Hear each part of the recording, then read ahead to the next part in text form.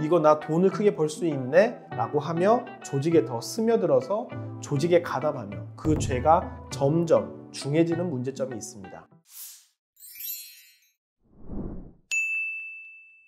안녕하십니까. 검사 출신 변호사 임성열 변호사입니다. 오늘은 10대 청소년들의 마약 범죄에 대해서 알아보겠습니다. 10대라는 이유로 단순히 나이가 어리다는 이유만으로 선처를 받을 수 있을까요? 라고 많이 궁금해 하십니다. 실제로 10대인 경우에는 많은 분들이 알고 계신 것처럼 소위 소년범이라고 해서 가정법원, 즉 소년재판을 통해 소년보호처분이 많이 이루어지고 있습니다. 그렇지만 2023년 대검찰청에서 발행한 마약류 범죄 백서에 대한 자료 결과를 보면 현재 젊은 층의 마약 중독 현상이 매우 심각한 것으로 볼 수 있는데요. 지난해 검거된 마약류 사범이 18,000명에 무려 50%가 증가한 27,600명으로 최초로 약 2만 명을 넘어선 것을 확인할 수 있습니다. 이 중 10대 청소년 마약 사범이 1,477명으로 무려 기존의 500명보다 3배가량 급증한 것을 알 수 있습니다. 예전에는 10대니까 소년 재판으로 그냥 끝날 수도 있었는데 무려 3배가량 단 1, 2년 만에 증가한 걸 봤을 때는 단순히 쉽게 간과할 문제가 아니라는 것을 알 수 있습니다. 10대 마약 사범이 증가하고 있는 것은 SNS를 통해서 비대면으로 소통하는 것이 점차 생활화가 되어가고 있고, 마약이나 이 관련된 은어를 검색하기만 해도 누구나 쉽게 판매자를 찾고 접근할 수 있다는 게 가장 큰 문제점일 것입니다. 이와 같은 10대는 단순히 20, 30대의 성년들과 달리 마약을 구매할 수 있는 자금이 좀 부족하다는 문제점이 있는데요. 이와 같은 문제점으로 인해서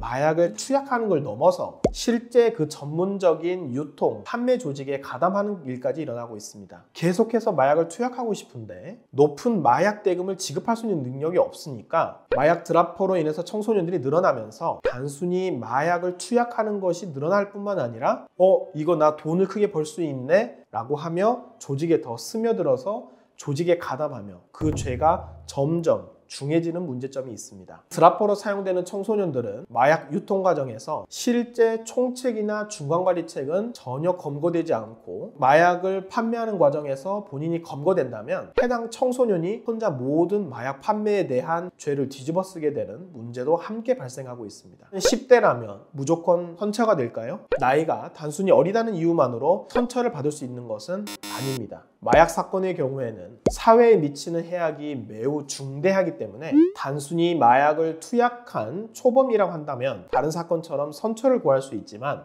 마약 판매나 유통에 가담하였다면 중하게 처벌받을 수 있는 사안에 해당합니다. 제가 검찰에서 직접 처리했던 사건 중에 10대 조직원 다수를 구속 수사했던 사건이 있습니다. 펜타닐 사건이었는데요. 다수에 있는 청소년들이 마약 유통에 가담한 이후에 주민등록증을 구해오는 사람, 펜타닐을 처방받기 위해 병원에 다니는 사람, 이 처방받은 펜타닐을 개당 얼마씩 판매하는 판매책, 즉 공급, 유통, 판매까지 이르는 일당이 검거가 됐는데 이 한 번의 실수로 인해서 조직의 우두머리에 있었던 총책 10대 청소년 2명은 구속이 되었고 나머지 전부 징역형의 집행유예를 선고받게 된 것입니다. 마약류 관리에 관한 법률은 판매에 가담한 자를 10년 이하의 징역 그리고 1억 원 이하의 벌금에 처한다고 매우 중형을 규정하고 있습니다.